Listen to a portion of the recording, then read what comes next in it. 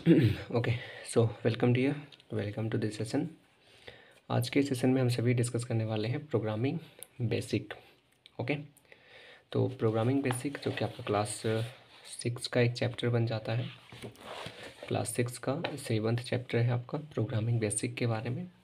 तो all about इसके सारे हम कंटेंट को देखेंगे एक एक करके कि इसमें क्या क्या कंटेंट दिए गए हैं।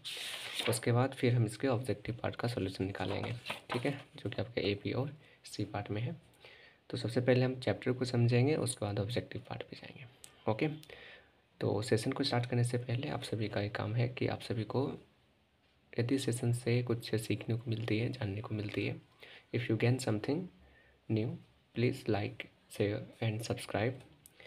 ओके, सो चलिए अपने जिस सेशन को स्टार्ट करते हैं और जानते हैं कि आज के सेशन में इस प्रोग्रामिंग बेसिक में क्या क्या होते हैं।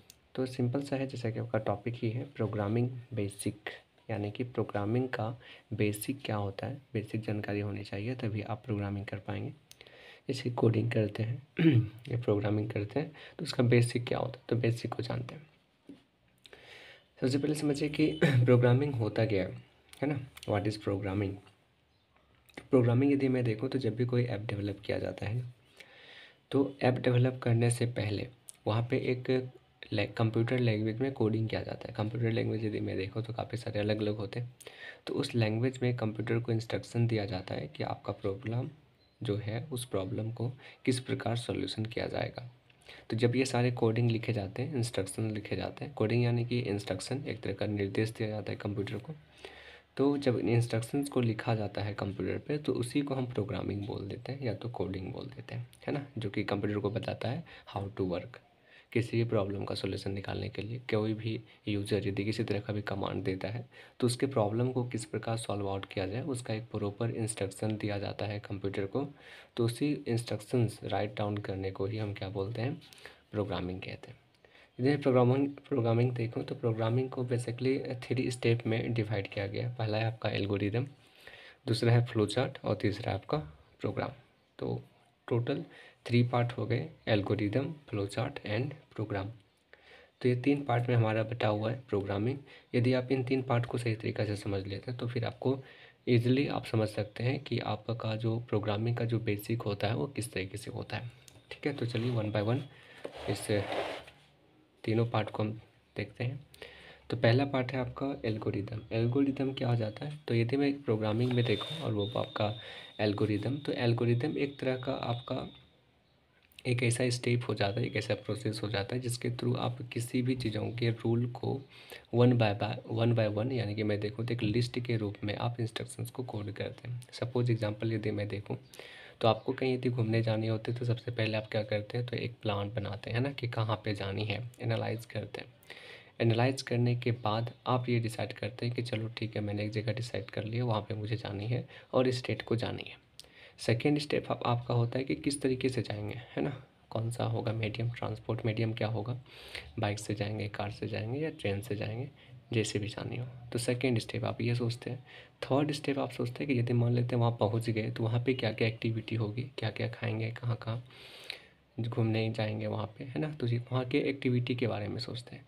जब हम एक्टिविटी डिसाइड कर लेते हैं तब फोर्थ पार्ट आता है हमारा कि चलो ठीक है, वहाँ पे गया, एक्टिविटी भी कर ली, अब मुझे वापस भी तो आनी है ना। तो वापस आने के लिए हम क्या करते हैं, फिर प्लान बनाते हैं कि वापस फिर कैसे आनी है, बाइक से आनी है, ऑटो से आनी है या ट्रेन से आनी है।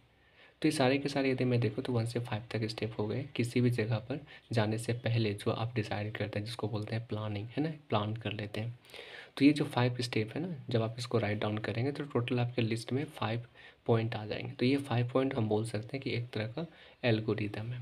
ठीक है, कंप्यूटर में भी सेम उसी तरीके से होता है कि जब भी आप कोई ऐप डेवलप कर रहे हैं तो ऐप डेवलप करने में सबसे पहले आपको ये डिसाइड करनी है कि किस तरीके का ऐप बनानी है, हमें एजुकेशनल बनानी है, गेमिंग बनानी है या फिर लाइफ स्टाइल ऐप बनानी है, यूटिलिटी ऐप बनानी है, तो किस तरीके का ऐप बनानी है।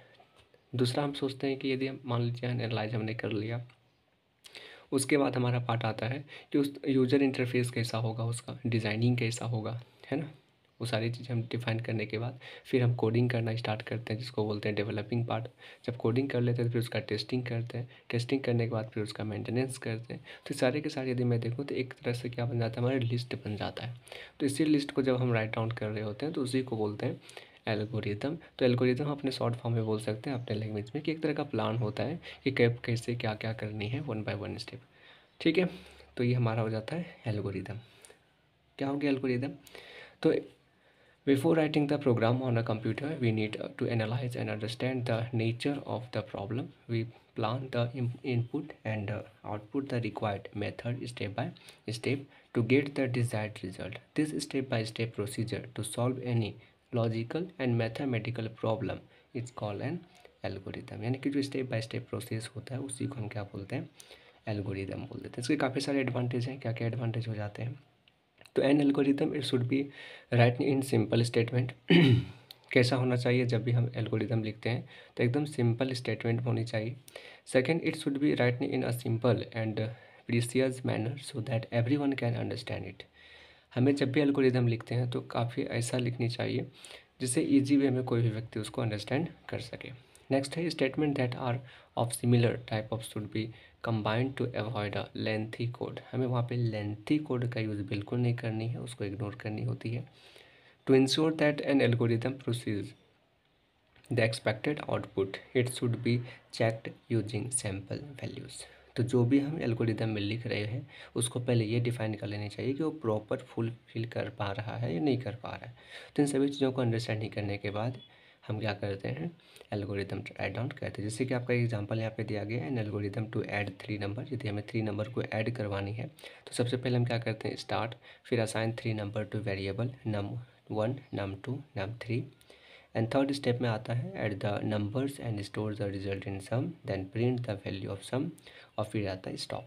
तो ये आपके क्या हो गए, तो 5 स्टेप हो गए। यदि मैं सेकंड देखूँ तो algorithm to find the greater number of the two. यदि 2 नंबर है आपके पास, उसमें से कोई एक ग्रेटर वैल्यू को फाइंड आउट करने वाले कोई आप प्रॉब्लम बना रहे हैं, कोई ऐप बना रहे हैं जिसमें आप ये दिखाना चाहते हैं कि 2 नंबर डालिए, 2 नंबर में कौन बड़ा है कौन छोटा है।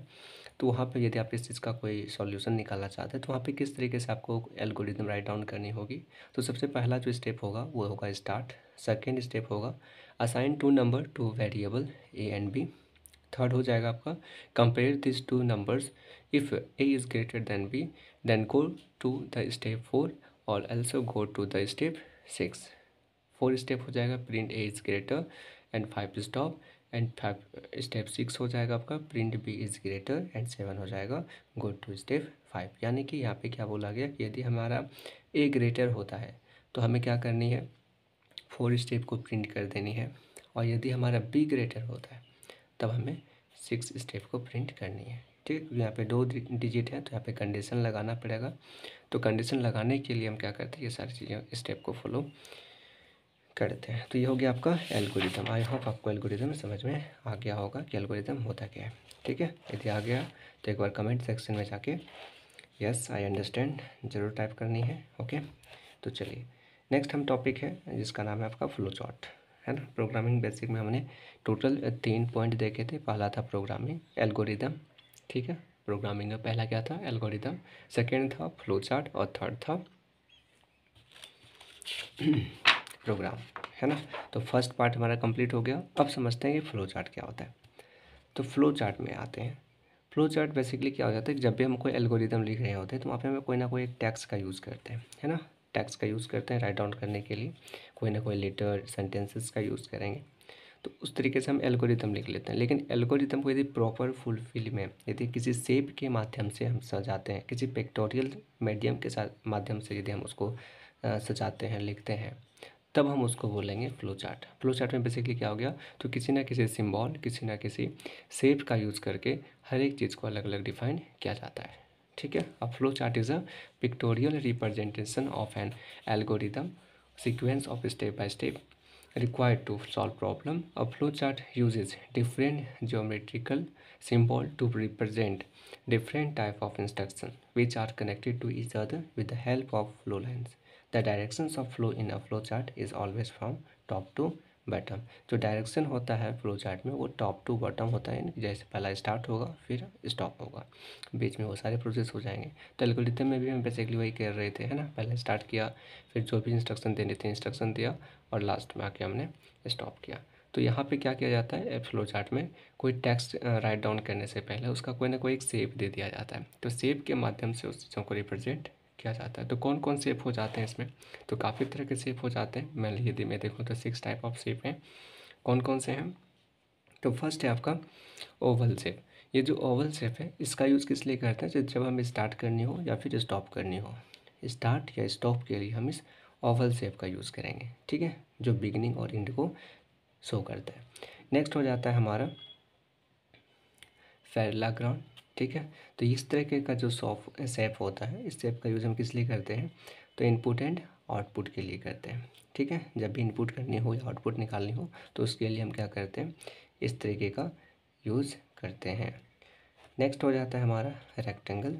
इसका यूज़ कब करेंगे, तो इसका यूज़ हम प्रोसेसिंग को सॉर्ट करने के लिए करते हैं। जब भी कोई प्रोसेसिंग होगा जैसे कि एडिशन, सब्ट्रैक्शन, मल्टीप्लिकेशन, जब प्रोसेसिंग होता है तो उसको रिप्रेजेंट करने के लिए हम प्रोसेसिंग बॉक्स का यूज़ करते हैं, यानी कि रेक्टेंगल का।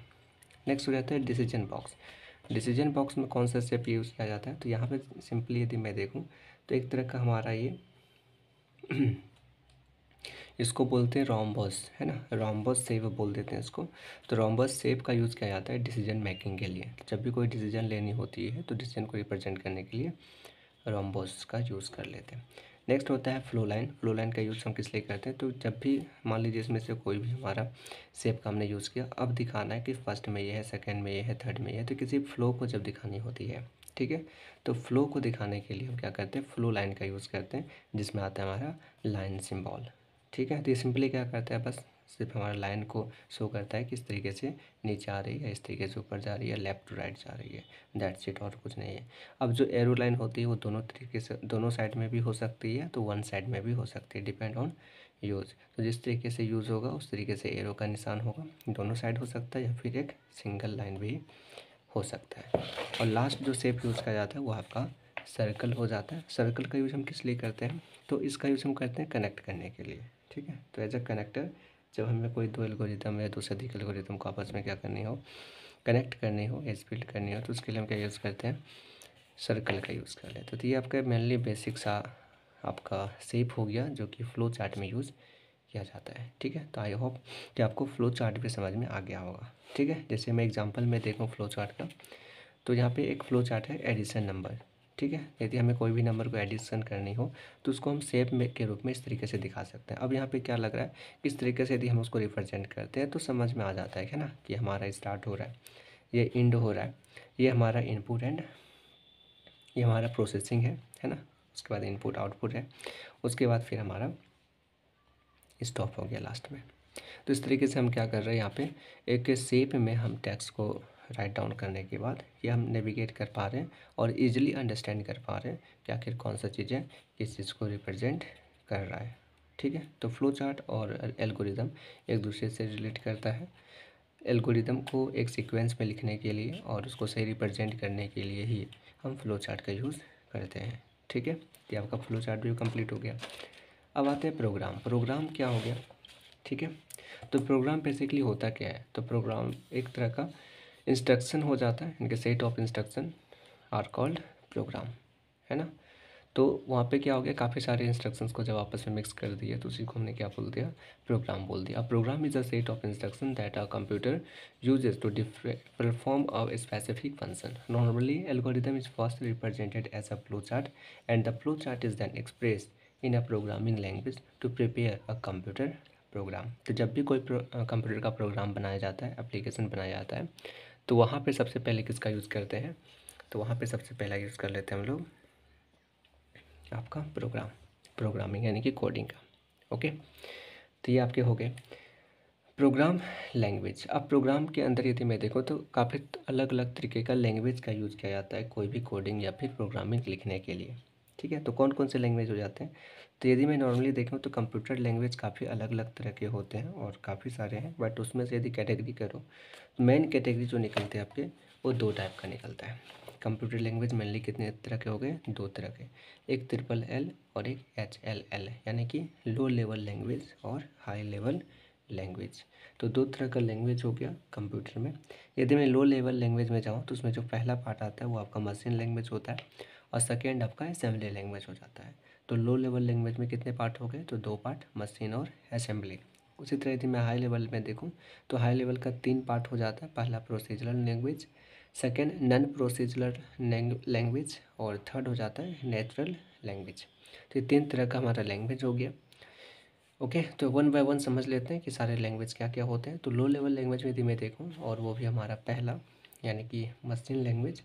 तो मशीन लैंग्वेज क्या हो जाता है, तो एक तरह का फर्स्ट जनरेशन कंप्यूटर है। जब कंप्यूटर का डेवलप किया जा रहा था, इनोवेशन किया जा रहा था, तो उस समय जो पहला लैंग्वेज यूज़ किया गया उसी लैंग्वेज को हमने बोला मशीनी लैंग्वेज। उसमें कौन सा यूज़ किया गया था, तो उसमें मात्र 0 और 1 का यूज़ किया गया था। ठीक है, तो 0 और 1 जिसको हम बाइनरी डिजिट भी बोलते हैं। तो बाइनरी डिजिट या बाइनरी लैंग्वेज एक तरह का कौन सा लैंग्वेज हो गया, तो मशीनी लैंग्वेज हो गया। और यदि मैं जनरेशन पूछूं कौन सा जनरेशन का ये लैंग्वेज है, तो फर्स्ट जनरेशन लैंग्वेज है कंप्यूटर का। ठीक है, सेकेंड जनरेशन में कौन आ जाएगा, तो सेकेंड में आ जाए आपका असेंबली लैंग्वेज हो जाएगा, जिसका यूज़ हम कब किए थे, तो जब हमारा सेकेंड जनरेशन आया था।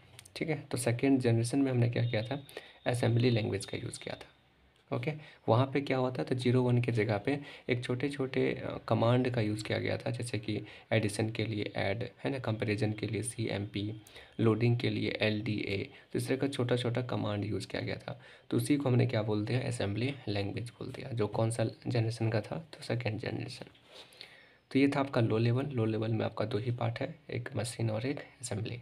यदि मैं जाऊँ हाई लेवल में, तो हाई लेवल में आपका 3 पार्ट हो जाते हैं, जिसमें से पहला क्या है, प्रोसीजरल लैंग्वेज। ये क्या होता है, तो ये एक तरह का थर्ड जनरेशन लैंग्वेज है ये, जिसका यूज़ हम किसी भी प्रोग्राम को राइट डाउन करने के लिए छोटे छोटे कोड का यूज़ करते हैं। जैसे कि यहाँ पे यदि मैं असेंबली में देखूँ तो बहुत ही छोटा नॉर्मली वे में इसका यूज़ किया जाता था, लेकिन इसको समझना काफ़ी डिफ़िकल्ट होता था, है ना। जैसे कंपैरिजन के लिए CMP, लोडिंग के लिए LDA।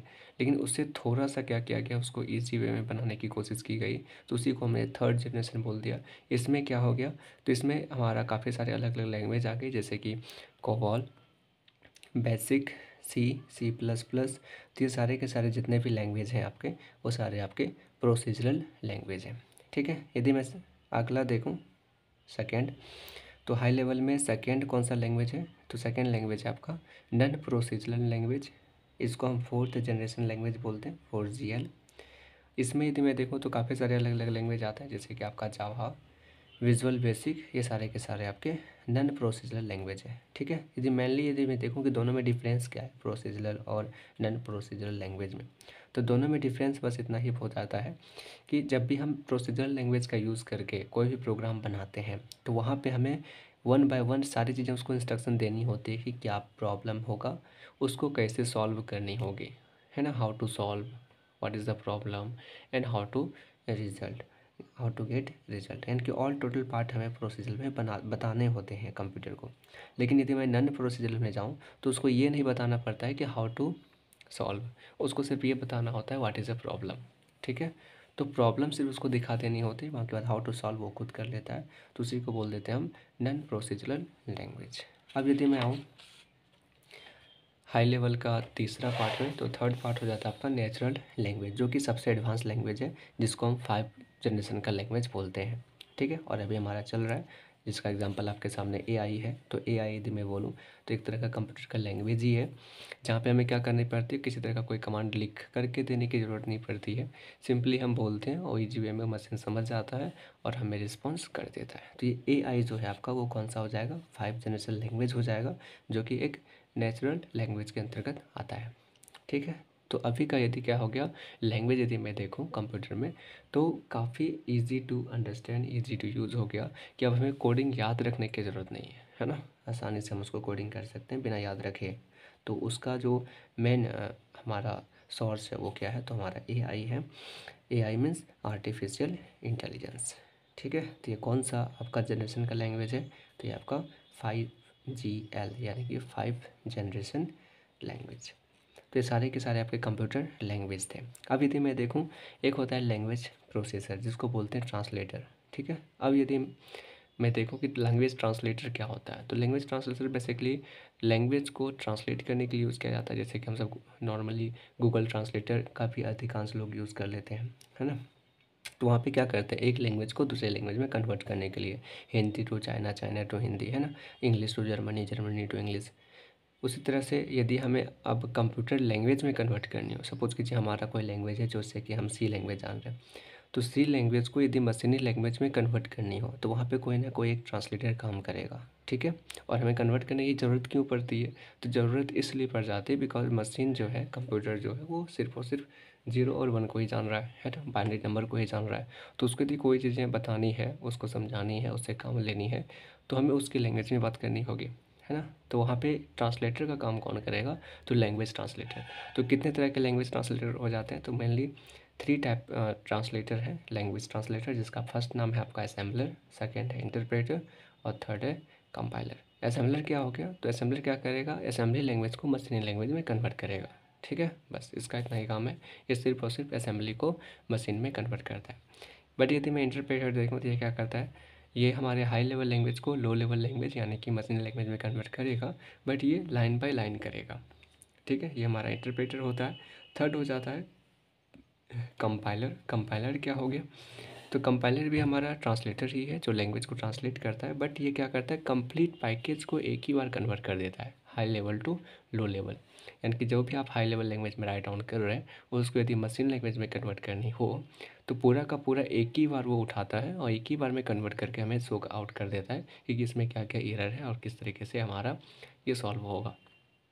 तो पूरा का पूरा बोल सकते हैं कि कंप्लीट पैकेज को कन्वर्ट करने के लिए हम कंपाइलर ट्रांसलेटर का यूज़ करते हैं, लाइन बाय लाइन कन्वर्ट करने के लिए इंटरप्रेटर, और यदि हमारे पास असेंबली लैंग्वेज है तो असेंबली लैंग्वेज को मशीनी लैंग्वेज में कन्वर्ट करने के लिए असेंबलर का यूज़ करते हैं। तो इस तरीके से आपका लैंग्वेज ट्रांसलेटर हो गया कंप्लीट, ठीक है। और यदि मैं देखूँ तो हमारा चैप्टर का कंटेंट भी कंप्लीट हो गया। अब यदि चैप्टर कंप्लीट हो गया तो सेकंड पार्ट मैंने बताया था आपको कि ऑब्जेक्टिव भी हम सॉल्व करेंगे, है ना। तो एक नज़र ऑब्जेक्टिव पे देख लेते हैं। तो फर्स्ट पार्ट क्या है ऑब्जेक्टिव का, तो पहला क्वेश्चन है the step by step procedure to solve any problem is called. Step by step जो प्रोसीजर होता है किसी प्रॉब्लम का सोल्यूशन के लिए, उसको हम क्या बोलते हैं, तो उसको बोल देते हैं एल्गोरिदम, है ना। राइट आंसर क्या हो जाएगा, एल्गोरिदम। सेकेंड क्वेश्चन है आपका the symbol use to indicate the input and output data of a problem, ठीक है। इज यानी कि जो सिंबल इंडिकेट करता है इनपुट और आउटपुट डेटा के लिए किसी भी प्रोग्राम में, तो उसको हम क्या बोलते हैं, तो इनपुट आउटपुट के लिए अभी जस्ट मैंने बताया कि पैरेललोग्राम होता है, तो राइट आंसर हो जाएगा बी नंबर। थर्ड क्वेश्चन है which symbol is use to test condition in a flow chart. यदि हमें कंडीशन को चेकआउट करनी है तो उसके लिए हम किसका यूज़ करते हैं, तो उसका हम यूज़ कर लेते हैं कनेक्टर का, ठीक है। तो कनेक्टर क्या हो जाएगा, राइट आंसर हो जाएगा। नेक्स्ट क्वेश्चन है which generation of language does assembly language belong to. Assembly language कौन सा जनरेशन का कंप्यूटर, कौन सा जनरेशन का लैंग्वेज हो गया, तो यदि मैं लैंग्वेज देखूँ असेंबली लैंग्वेज तो वो आपका सेकेंड जनरेशन लैंग्वेज हो जाता है, ठीक है। और फर्स्ट में कौन था, तो फर्स्ट में था आपका मशीनी लैंग्वेज। थर्ड में कौन था, थर्ड में था आपका प्रोसीजरल लैंग्वेज जिसमें C, C plus plus, COBOL, BASIC ये सारे थे। फोर्थ में कौन था, तो जावा, विजुअल स्क्रिप्ट। और फिफ्थ में अभी कौन है, तो आपका एआई है, ठीक है। तो यहाँ पे असेंबली पूछा गया तो असेंबली में कौन सा आ जाएगा, तो second generation language. Fifth number है which language processor convert a program write in a high level language into machine language program line by line.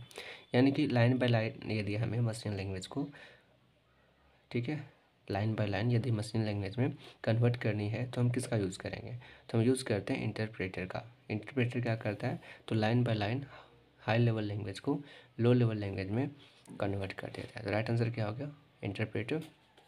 Part A complete. Part B fill in the blanks.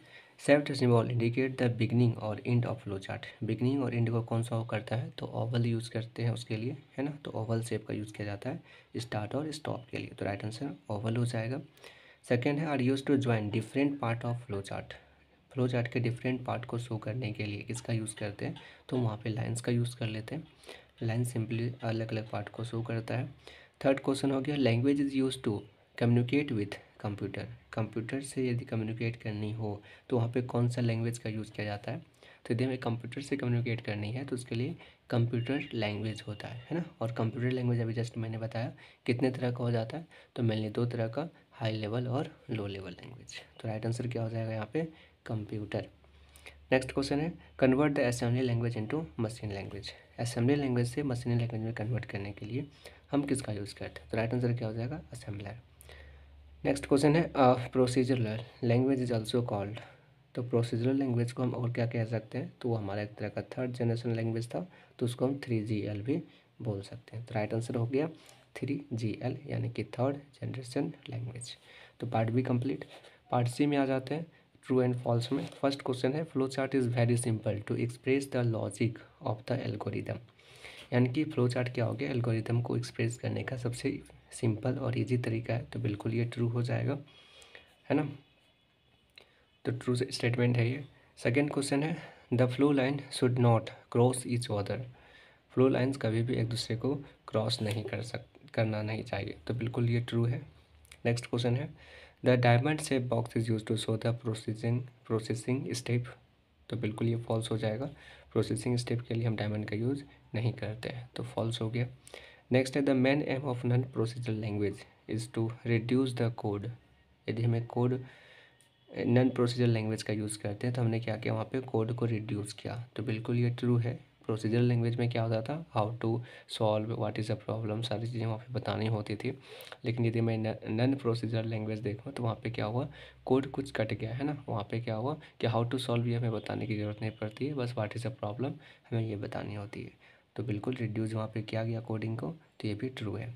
और next question है कोवाल was developed for business application. कोवाल का use business applications के लिए use किया जाता है, तो बिल्कुल ट्रू है ना। कॉमन ओरिएंटेड बिजनेस लैंग्वेज है कोवाल, तो बिजनेस यूज़ के लिए ही है, तो बिल्कुल ये हमारा ट्रू हो जाएगा।